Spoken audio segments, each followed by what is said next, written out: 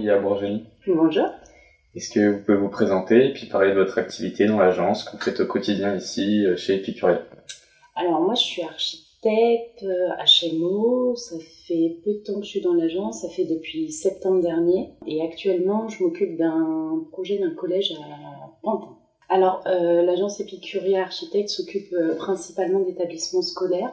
Donc ça va de la maternelle au lycée. À chaque fois, il y a donc une petite partie aussi de logement, mais ça reste à la marge par rapport à notre activité principale qui est les établissements scolaires. Il y a combien de personnes qui travaillent ici dans l'agence? Alors, on est 9 architectes, il y a 2 personnes qui s'occupent de l'administratif et puis il y a Jean-Michel qui chapeaute toute l'agence. Pour nous donner un peu un ordre d'idée de la taille de l'agence, est-ce que vous pouvez nous parler de la taille des projets que vous réalisez en général? Alors les projets sont de différentes envergures. Là par exemple moi je m'occupe d'un collège qui fait à peu près 9000 m², mais ça va aussi jusqu'à la cité scolaire de Saint-Germain-en-Laye qui représente plusieurs bâtiments, maternelles, gymnase, lycée, donc vraiment ça varie. Est-ce que vous pouvez nous parler de votre premier projet BIM? Là ça doit être tout récent, donc comment ça s'est fait?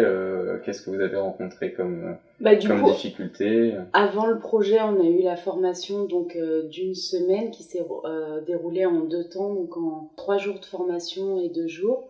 Donc ça nous a permis vraiment d'apprivoiser le logiciel, de pouvoir poser tout un tas de questions et du coup on s'est lancé directement avec mon collègue sur un projet, donc un établissement scolaire. Donc moi je me suis occupée des logements, donc c'était la partie la plus petite. Mon collègue a fait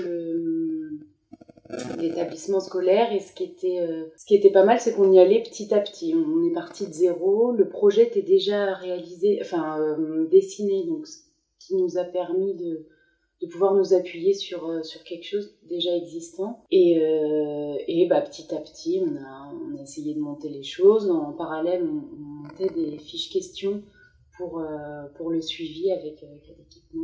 Vous avez dit que vous avez fait une formation de BIM. Est-ce que pour vous, en se lançant dans le BIM, une formation c'est nécessaire? Qu'est-ce que cette formation elle vous a apporté? Alors oui, en effet c'est complètement nécessaire parce que nous on connaissait pas l'outil déjà, donc ça nous a vraiment permis d'appréhender l'outil de manière simple et la formation était très pédagogique, donc ça nous a permis de connaître Archicad et je pense que par la suite, à mon avis, il va falloir une formation complémentaire vraiment pour transcrire tous nos dessins, notre maquette en format IFC, ce qu'ils appellent, et pouvoir enfin communiquer avec les entreprises. Pour vous, quelle serait la meilleure démarche dans l'accompagnement vers la transition BIM?